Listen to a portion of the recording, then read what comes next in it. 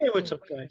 I'm going to be reading from a number of FBI field reports or debriefings concerning Abdul Hakim Murad. Now, Abdul Hakim Murad was a co-conspirator of a transnational plot called Bojinka, which was the precursor or the idea, the originating idea for the planes operation on September 11, 2001. Bojinka had a number of different levels to this operation. The first level was to put timed bombs on 11 airliners and have them all explode over the Pacific. Another facet to the plot was the assassination of Pope John Paul II, who was visiting the Philippines, where Abdul Hakim Murad and his co conspirator Ramzi Youssef was in charge of this operation, and also a hidden compartment that we will talk about in these debriefing reports in the days to come. And that was to manually hijack a plane and crash it into CIA Langley, and as well as having 10 airliners manually hijacked and crashed all throughout intercontinental United States. So this debriefing report by the FBI was filed on January 20th, 1995. And like I said before, there are a number of debriefing reports. I believe there's 5 more. And we'll be doing this as a small little series, but we'll read it together. The following are the information obtained from Abdul Hakim Murad during the debriefing conducted on January 19th, 1995. In the latter part of February of 1993, after the World Trade Center bombing, Abdul Basit Karim is the real name of Ramzi Youssef. Ramzi Youssef is an alias. Now, for those who say, well, that name sounds familiar, yes, he is the mastermind, the creator of the bomb that was used in the North Tower of the World Trade Center in 1993. He is also the manager of the Bojinka plot. Him, along with his uncle, Khalid Sheikh Mohammed. So, in the latter part of February 1993, after the World Trade Center bombing, Abdul Basit went to Karachi, Pakistan. During that time, subject is staying at the residence of his uncle's friend in Defense, Pakistan. Sometime in the early part of March 1993, Abdul Basit called up the subject and advised the latter of his presence in the country. The duo met each other at a restaurant located at Tariq Road in Karachi, Pakistan. During their meeting, Abdul Basit discussed with the subject how he executed the World Trade Center bombing as follows. At sometime in November of 1992, Abdul Basit and Ahmed Ajaj flew from Karachi to New York using Scandinavian passports, which they acquired from Pakistan. Now, these two guys were in a training camp in Afghanistan learning how to make bombs. And I think I forgot the name of the camp. I want to say either Al Farouk or Jihad Wall. It's one of those camps where Abdul Basit Karim, Ramzi Youssef, and Ahmed Ajaj met. Upon reaching New York, the two unboarded the plane separately. Abdul Basit was the first to get out of the airport and be waited for. He was waiting for Ahmed Ajaj outside. However, the latter was not able to get out of the airport since he was arrested by airport authorities for having a false passport and a notebook accumulating paper on how to make a bomb. You know, it's really suspicious as heck when you have a guy going through security. You know they're going through security to have incriminating evidence on how to make a bomb and using a crudely made passport. These passports they got in Pakistan from their superior at the training camp to disguise who they really are. However, Ahmadinejad's passport was so terribly made that the picture fell off. That's how he was captured, right? Another interesting note. I don't want to, go off topic here, but this is really important. Ahmadinejad was a counterfeiter, and in 1990, I want to say, him and an associate were captured uh, in a graveyard where they were using an old mausoleum to print fake dollars. Israeli authorities arrested both of them. And Ahmadinejad, while he's awaiting sentencing in his cell, was visited by two Mossad operatives. Now, where am I getting this information from? Thomas Friedman of the New York Times wrote about this, and this is really big. And so they wanted to recruit Ahmadinejad to be a spy for Hamas. Ahmadinejad was not a religious person, nor was he a militant at that time. He agreed and became an informant for Hamas. Now, be careful here, because you know where I'm going with this next, right? Is Ahmadinejad still an Israeli spy informant? Well, he's not Israeli, but I can't go there because I don't have evidence. Okay, and you shouldn't too, but you got to keep that in the back of your mind now. Here's a guy, if he is working with Israeli intelligence by being a spy, he would get to know the plans of what they're going to do at the World Trade Center. Does that sound familiar? Just like the dancing Israelis or the moving companies that I'm reading currently with the Gerald Shea Memorandum series. We have moving companies that hire these Jewish people, these art students, all Jewish, monitoring the DA, the FBI, Secret Service, and living in close proximity to the hijackers. Do you think that they got information about an upcoming plane attack at the World Trade Center Pentagon in Shanksville? I don't know. I can't go there either.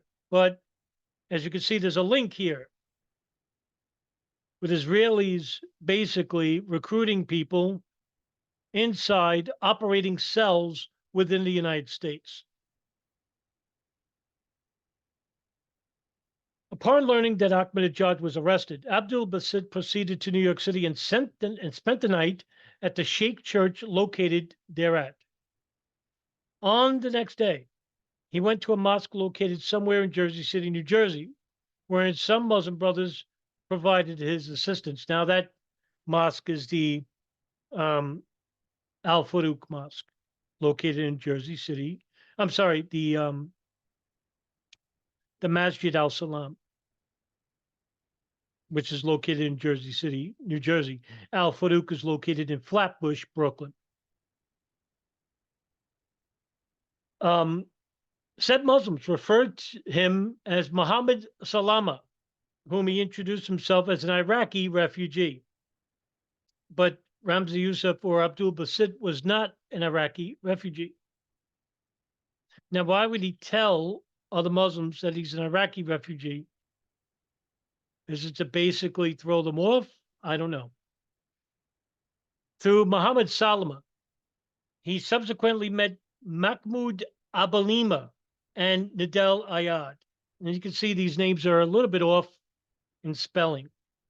He also introduced himself to them as an Iraqi refugee. The trio became his constant companion during his stay in New York and Jersey City, New Jersey. All of them wittingly aided him in the planning, preparation, execution of the World Trade Center bombing. After the meeting, the two parted their ways. Abdul Basit went back to the embassy hotel located in Karachi, where he is temporarily billeted. Since then, the two used to meet each other from time to time. In mid-May of 1993, subject went to Dubai to convert his commercial pilot's license, but he failed to do so. By the way, Abdul Hakim Murad is a licensed pilot. Where did he get the license from? The United States in the 1980s. After which, he went to Kuwait to visit his parents. In the early part of June 1993, subject went back to Dubai to follow the conversion of his license, but to no avail. In the latter part of June 93, subject went to Karachi to apply as a pilot in Pakistan International Airlines. Subject is a holder of Pakistan commercial pilot license. During that period, subject used to stay in the apartment called the Lighthouse, located in Karachi, Pakistan.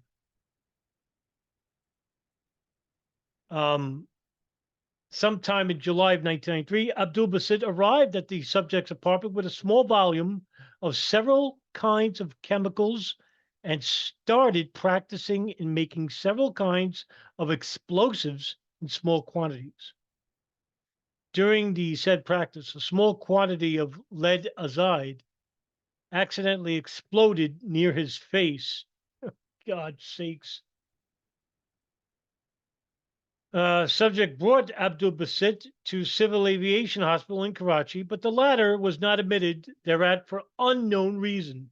The subject decided to transfer Basit to Agha Hospital, also in Karachi, within the latter was given first aid, but again was not admitted.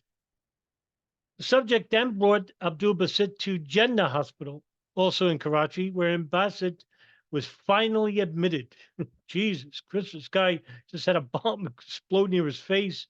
No one's going to admit him because they probably knew, right? And we don't want a fucking militant in the hospital.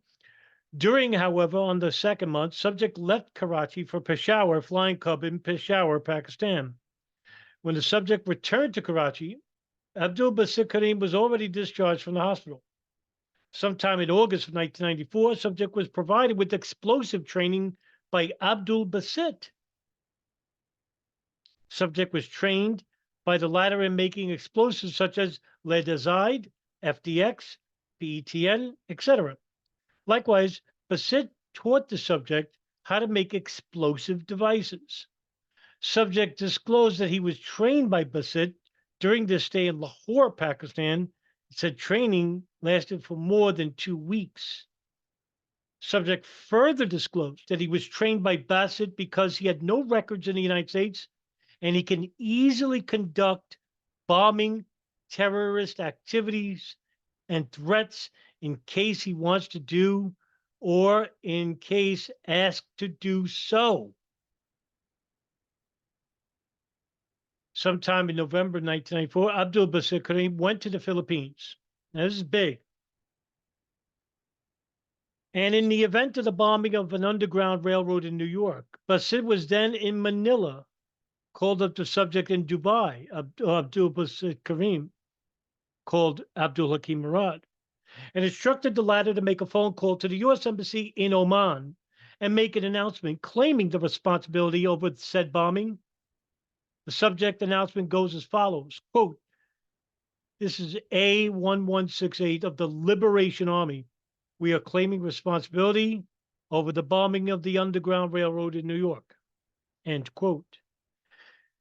Said announcement was the same as that of the announcement made by Abdul Basit after the execution of the World Trade Center bombing.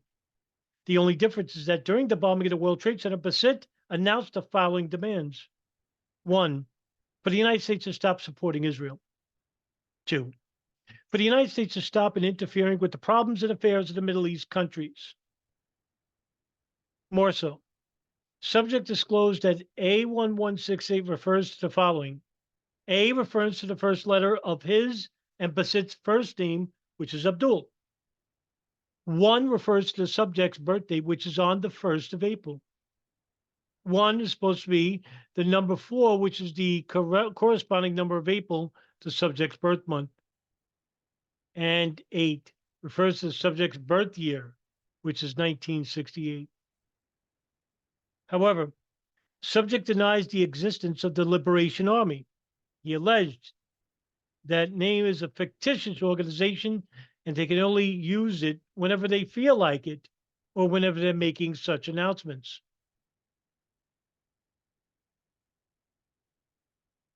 And as you can see, it's very hard to read here. There's a blacking signing over here, so we're just going to go down just a little bit. The following are the personalities met by the subject upon his arrival and therefore his arrest. Khalid. Now we're talking about Abdul Hakim Murad, right? So Khalid, a resident of Qatar and Basit's friend, um, meeting with Abdul Basit and Abdul Hakim Murad. Sorry. Subject met said person at the latter's place, also in Malate, in the Philippines, aka Khalid Sheikh Mohammed. That's Khalid. Abdul Majid, living with Bassett at Josefa Apartments, allegedly connected with a multinational electronic company. Usama Asmuri, he met the person once on the day he was arrested. No significant specific details revealed by the subject regarding the aforementioned personalities. Now, these are the people that were involved with the Bojinka plot.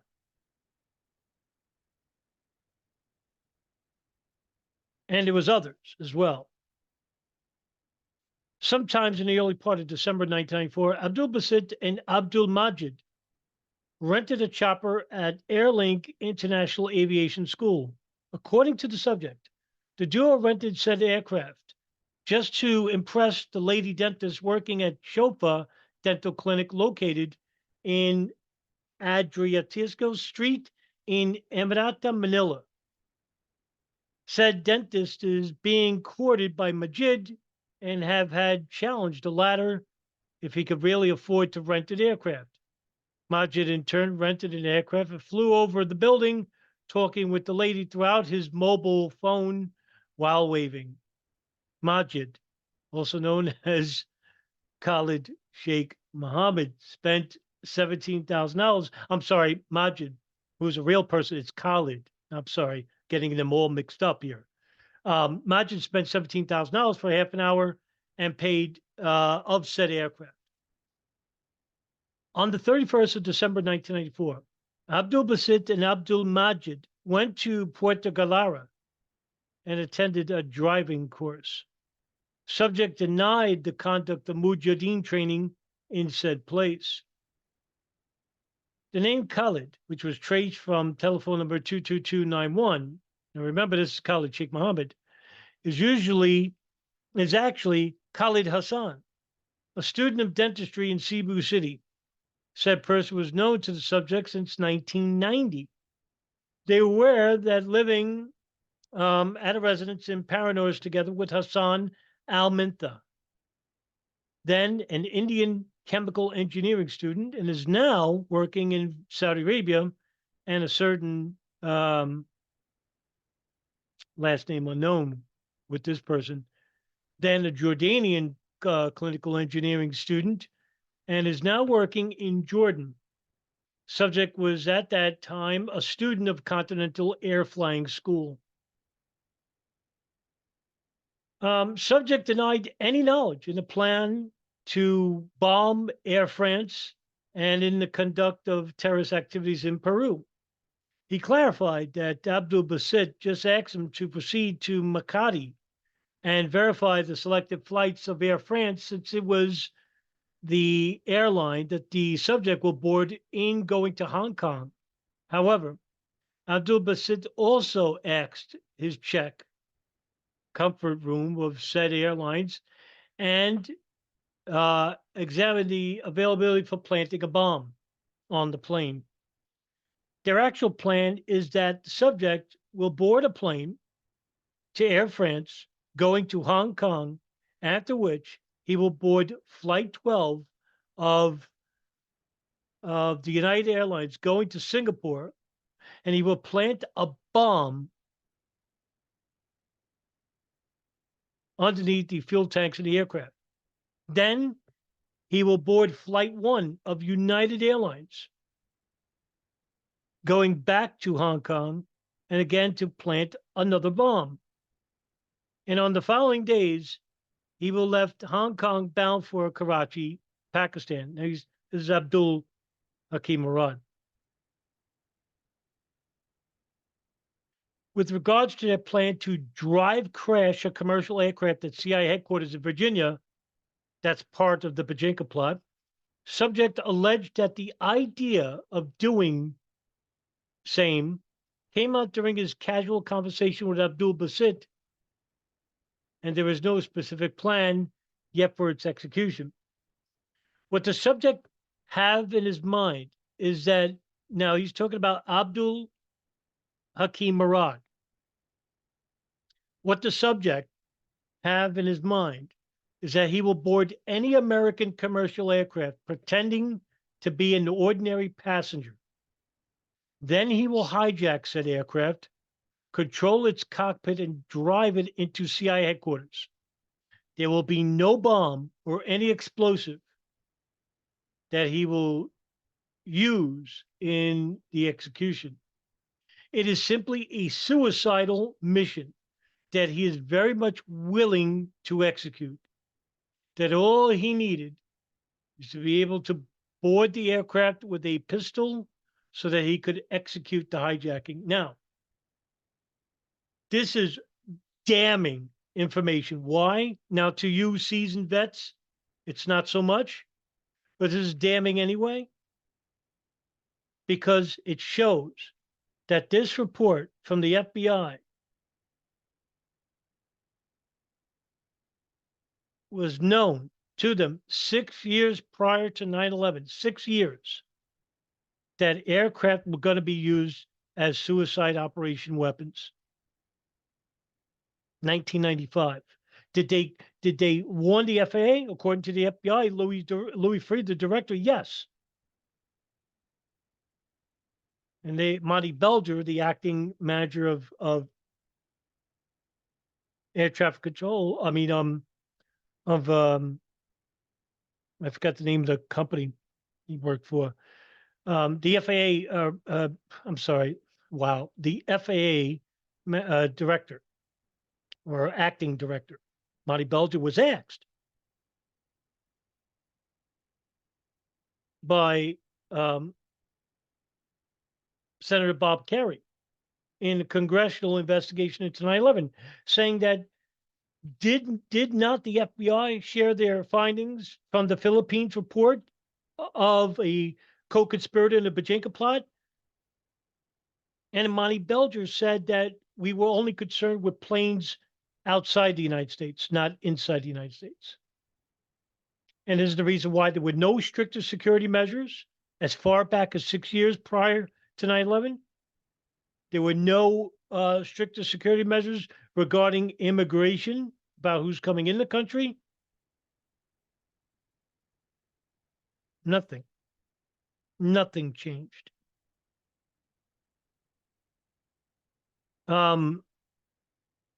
According to the subject, blind Sheikh Omar Abdul Rahman is a person, Egyptian imam in Jersey City, where Abdul Basit visited once.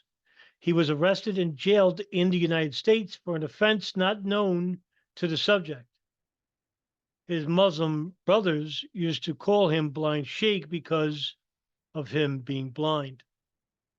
Subject seems to be cooperative during the debriefing. However, he thinks that the questions being asked by the debriefer are questions formulated by the Americans, and that the information will be to obtain from his will to be passed on to the Americans. Then the subject was observed to be very much angry with the Americans and the United States government. And there it is. That's the first report. And I believe there's 4 or 5 other debriefing reports that I'm going to be reading to you, so you could be up to speed about the Bojinka plot and the intricacies involved with the investigation, as well as the debriefings of Abdul Hakim Murad, who became the informant for the United States government, that he was willing to testify against Ramzi Youssef. Everyone's an informant, it seems, or a spy or something. No one's staying loyal. Okay, guys, listen, have a great weekend. And we'll see you in the next video. Take care, everybody.